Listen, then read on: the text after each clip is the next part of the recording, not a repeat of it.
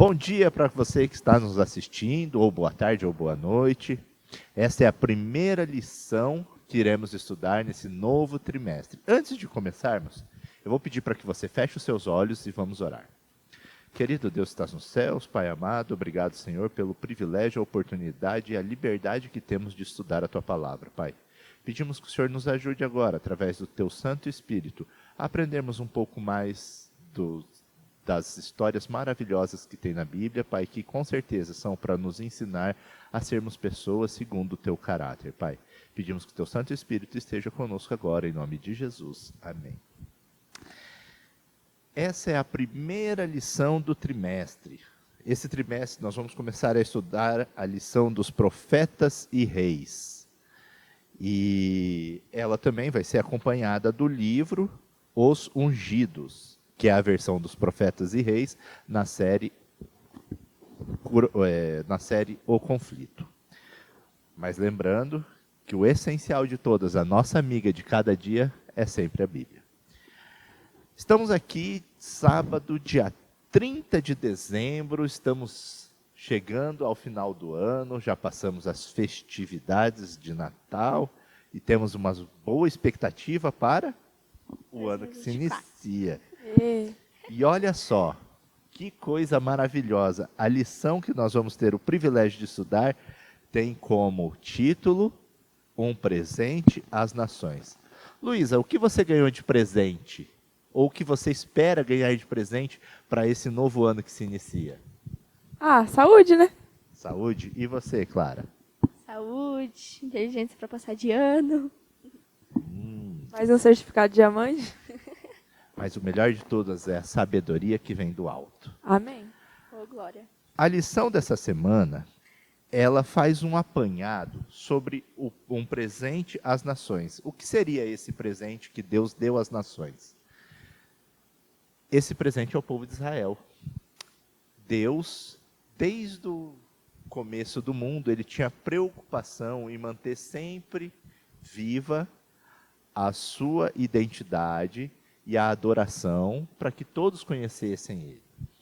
A gente sabe que teve um grande problema, o povo se tornou muito mal e Deus teve que fazer o quê? Destruir o mundo com o dilúvio. Apenas quantas pessoas sobraram na terra? Noé e sua família. Noé e sua família, você sabe dizer quantas pessoas eram da família de Noé? Acho que 9, né? 9? 7. Não, peraí. Não, era par. Era o era- número par. 8? Não, pera, porque era 8. 8. Era Noé, sua esposa, os 3 filhos e as esposas. Então, só que o que aconteceu? Depois que as águas secaram, os filhos de Noé voltaram a procriar, a terra encheu-se de novo, eles começaram a se esquecer de Deus, tornaram-se idólatras. Idólatras não dá, né? Idólatras. E novamente Deus teve que separar uma pessoa para mostrar o seu caráter e mostrar o seu nome. E ele escolheu quem? Abraão. Na época era Abrão, filho de Ur.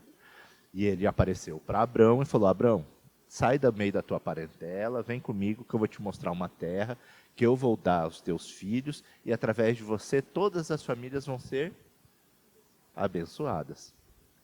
Então Abraão teve seu filho Jacó, Abraão teve Isaac, Isaac teve Esaú e Jacó.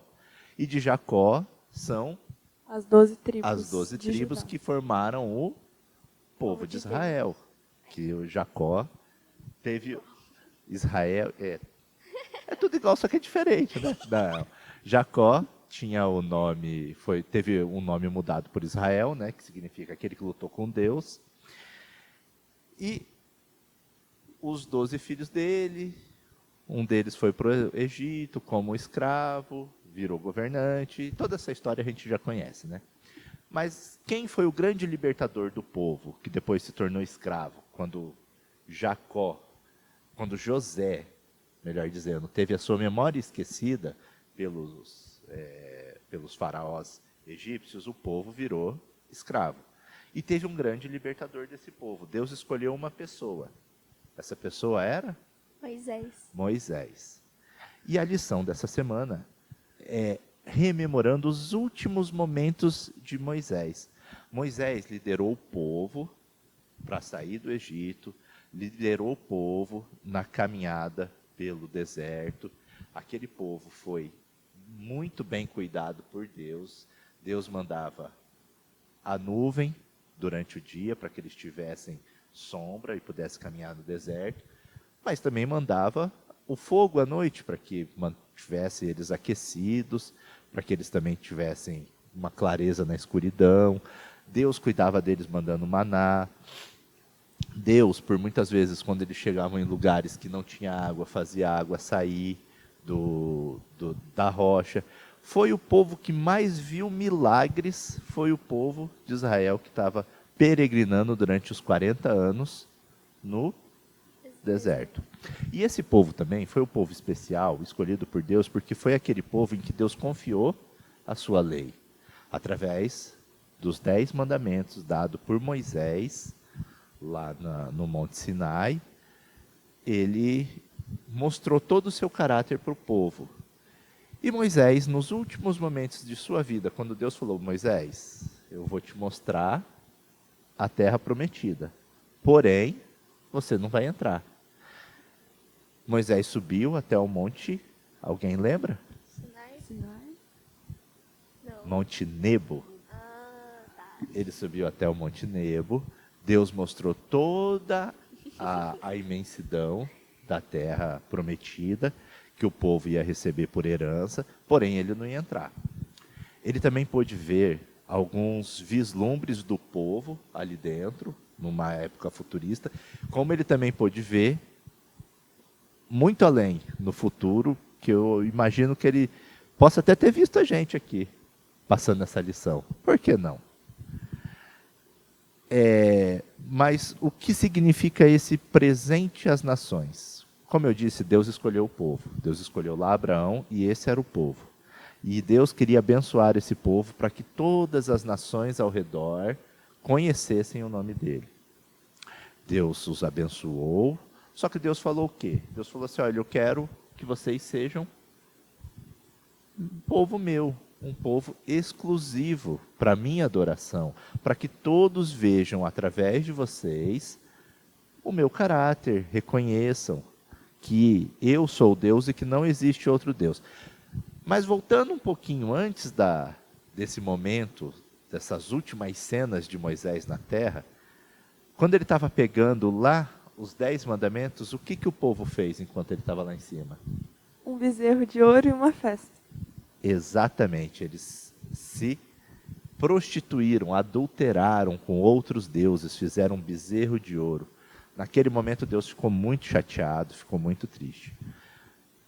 Quando Moisés termina de ver toda aquela visão, ele chama Josué e fala: Josué, eu vou recitar algumas palavras para você. E ele acaba fazendo um cântico. Clara, qual que foi a resposta, o final dessa conversa, que encontra-se ali em Deuteronômios 32, do versículo 44 ao 47? Você pode ler para a gente?